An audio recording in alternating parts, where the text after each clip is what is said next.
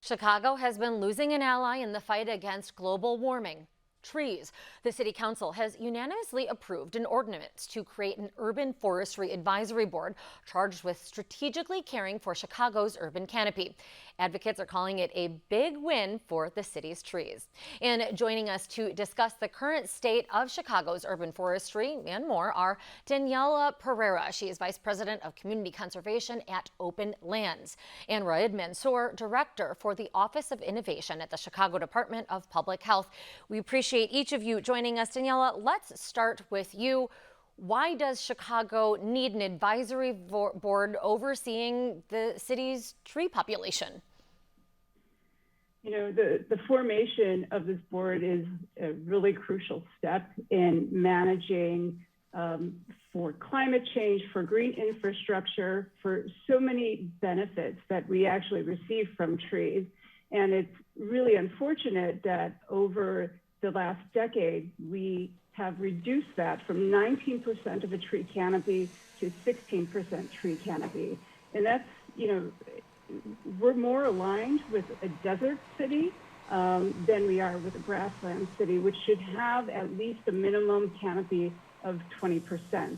So, you know, really empowering this board to take on important community policy decisions, utilizing those citizen advisors, forestry experts, and all the administrators from the city agencies.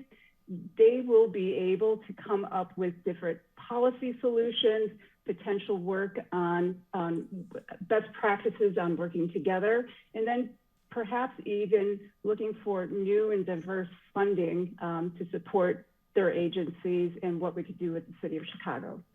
Agencies also in the county. So, Raed, let's bring you in. What role do you envision for the Department of Public Health?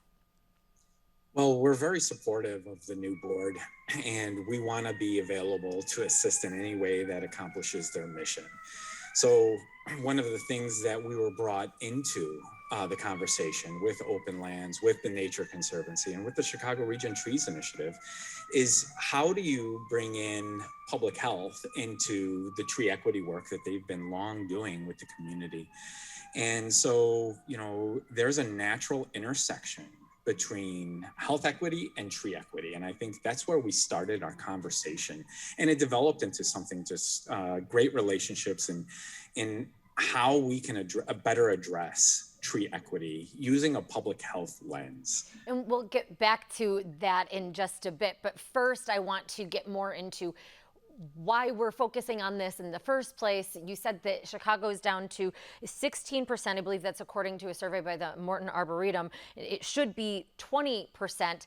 How long might it take for Chicago to get there? Can you, in general, Daniela, describe to us the state of trees in Chicago?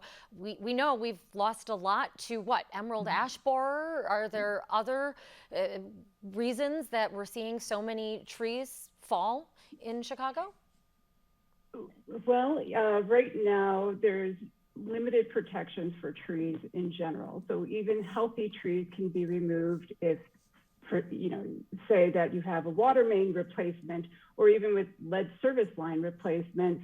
But aldermen have the privilege to be able to take down any tree that they want for any of their constituents.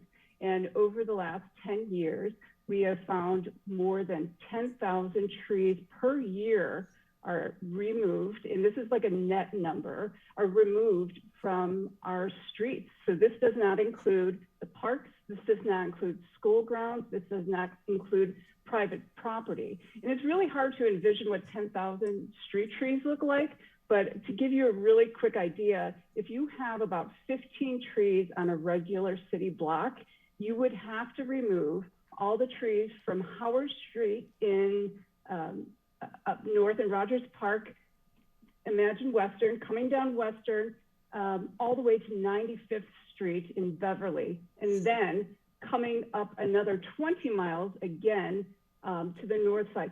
That's 40 miles, linear miles of street trees that come out every year in Chicago. And we need to make amends on, we're not planting that many trees.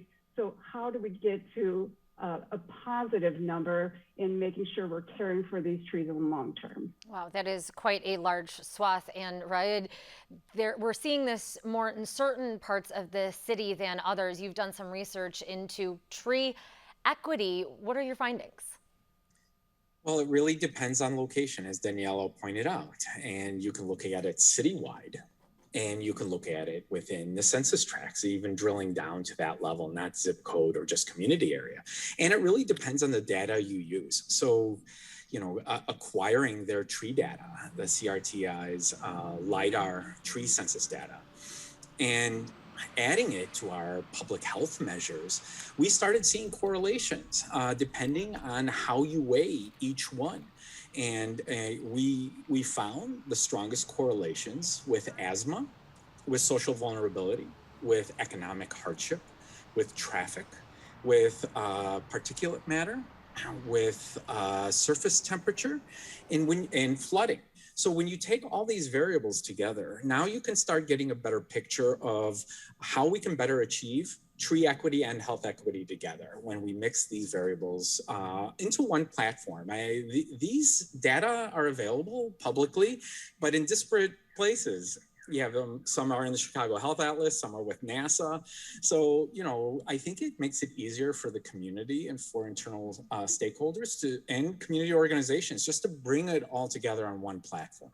So trees doing so much, storing carbon, absorbing pollutants, providing shade, all of that. Now, Daniela, can you, in the about minute that we have left, give an envision of what this board will do? Are there particular policies that you expect to recommend? For example, requirements for developers, anything along those lines?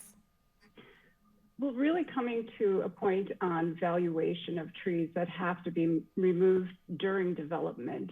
Right now, there's a one-to-one tree replacement. So if you take down a tree that might be, something big that you want to hug and replace it with a 2-inch caliper tree, well, that's not going to give us those ecosystem services or those benefits that that tree that has been removed leaves us with.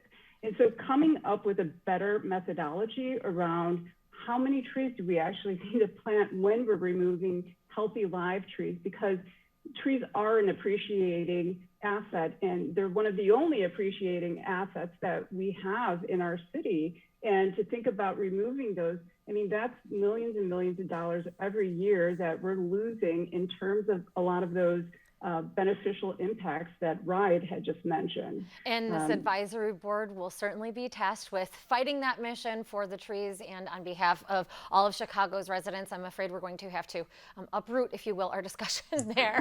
Our thanks so much to Daniela Pereira and Raed Mansour. Take care.